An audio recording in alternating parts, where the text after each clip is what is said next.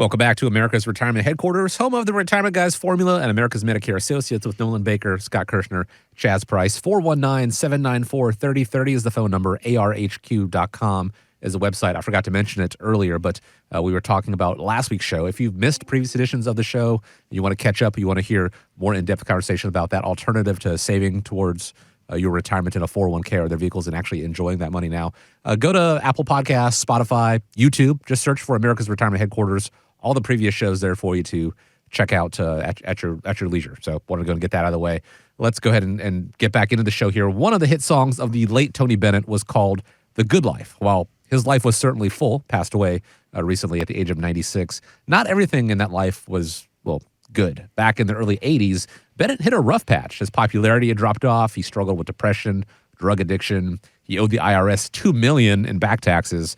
And then Bennett hired his son to be his manager. The legend returned to stage, started doing the talk show circuit, appeared in movies and TV shows, began to record duets with other famous singers, had a pretty decent resurgence in his career. He was back. He later said of his son, "I realize how fortunate I am to have someone who's truly looking out for my best interest and not just in it for the money." Guys, can you identify with that statement when it comes to, your relationship with your clients? I really can. I think everybody in life wants to make sure that they have someone who's truly looking out for their best interests, whether it's their financial professional, their health insurance advisor, or even their spouse. And, the question really comes down to, is my financial advisor looking out for my best interest? I was on the plane coming back from Nashville, and I jumped on a commentary site, Reddit, and I remember seeing a comment on Reddit. This gentleman was asking the question to the audience and the people that were willing to give him feedback.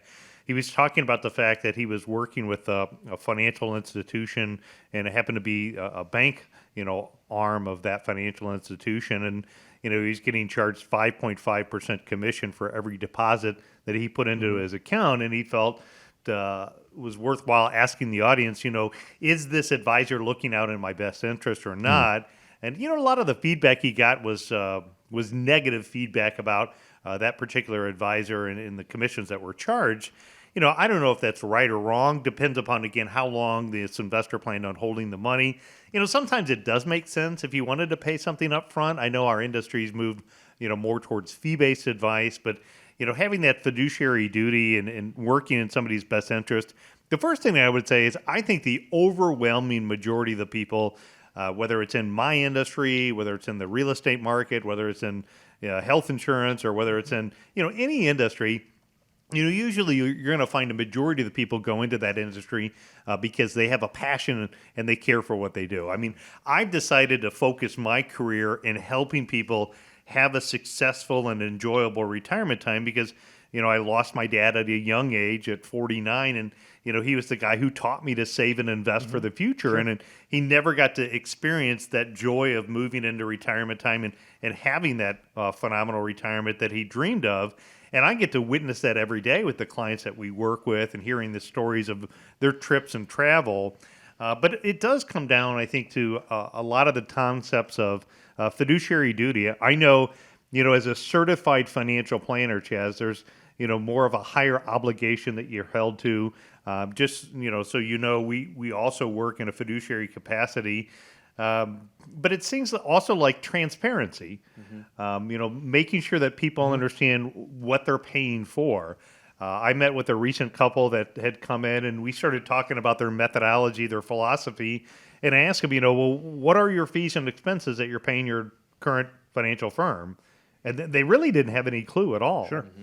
And so, making sure that I think it's transparent in what the fees and expenses are. I met with a client, Gary. He's a newer client, has come on in the last year or so, and Gary and I were getting together today. We were just kind of recapping and going through, his investment policy statement. We showed him on his vault where he could access down to the penny what his fees and expenses are, how to read his investment statement, so he had good transparency. You want to make sure that your advice you're getting is tailored. I did a phone call last week with a client named Kim, and we were comparing, investment advice from what is called a robo-advisor. And the robo-advisor was giving advice based upon a moderate to an aggressive asset allocation. And I said to her, well, asset allocation is absolutely one part of the investment process, but Kim, what it's not taking into consideration is your unique situation and the fact that you're going to retire a couple of years early. You need to have a backup plan because in 2 years, we don't know what the market will do. So you need to have maybe a little bit more money protected for that scenario. When we ran the stress test and we did the financial analysis in Wright Capital, what we had found is that one of the biggest threats that she faced is that if Social Security had that 3% reduction, it would have a big impact on her probability of success. So developing a plan that could help offset a loss of Social Security, taking that tailored approach. It's good to have regular communication, making sure that you're meeting with your advisor once or twice a year, making sure that you're getting proactive advice back from them. Last year when things were down and out and the market was in the tanks, what type of regular communication that you get? What is the educational process that firm goes through to kind of keep you in the loop? Are they using no high-pressure tactics? You should never have to meet with somebody and make a decision like, today's the day you got to do this. We've all been in that situation, and that's not, somebody who typically has their best interest at heart. Are their goals and recommendation aligned with what your goals and recommendations are? And what is the process that they're going to go through from an ongoing review and adjustment? These are the type of things I think that you want to look at when you're talking about, is my financial advisor looking out for my best interest? Yeah, there's no question. It's not just a financial advisor. It's in general. I mean, we do seminars and educational events on caregivers, and the financial part is very, very important. And obviously, the topic of this particular discussion is that very point. But when you look at with AEP coming up here in another couple of months, you've got the 1-800 numbers, right? And you call the 1-800 number. Well, let me ask you this question. How many of you think that calling the 1-800 number, that person on the other end of that phone has your best interest at hand? Mm-hmm. They don't know you, and they are contracted by one company, Yeah. AMA, my company that, we work together here, I'm contracted with 14, 15 different carriers. It's all about you and making things work for you. It has nothing to do with what's most important to us. And if you don't have an advisor, like Nolan said, that's looking out for your best interest, the no pressure. That's the one thing that for all of the people that I've ever met with here that are clients of yours, of the team here, they walk away, their shoulders are relaxed, they have smiles on their faces, and they say, this is the best appointment I've had. I didn't feel like I was pressured into buying anything. If you look at our educational events, the word says it all. It's in the phrase. Education. It's education. Yeah. We don't do sales events. We don't do these events to try to push and sell you something. Hey, buy today and you save an extra %. I mean, that's not the way we operate around here. I think some of the things, too, I would add there, Scott, those are all great, but one of the things I think we do here really well is we don't use generic terms with clients. We don't call them moderate or conservative or moderately conservative. And so these are just some of the things that your spider sense should be going off if you walk into a meeting. I always joke around. I feel like after the meeting you think you need to have a shower. You just kind of got slimed a little bit. But using generic terms with clients is a key giveaway that they may not be acting in your best interest.